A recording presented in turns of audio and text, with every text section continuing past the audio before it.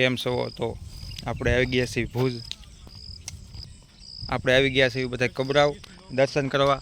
જો સામે રહ્યું મંદિર, ધજા ચક દેખાતી છે. અને અહીંયા આપણે પડે છે ગાડી. જો આ સંજયભાઈ છે. રણમાં દોડા શેકવાની મજા જ અલગ છે. જો આ છે આપણે બધા બર્તન તૈયાર થઈ ગયા છે. બોલ આ કસ કબુરાવ મોગલધામ એમાં ડોડા શેકીને ખાઈ રહ્યા. નિલેશભાઈ 5-6 ડોડા આવેલા હતા. સાગરભાઈ, નિલેશભાઈ જોઈ સુરા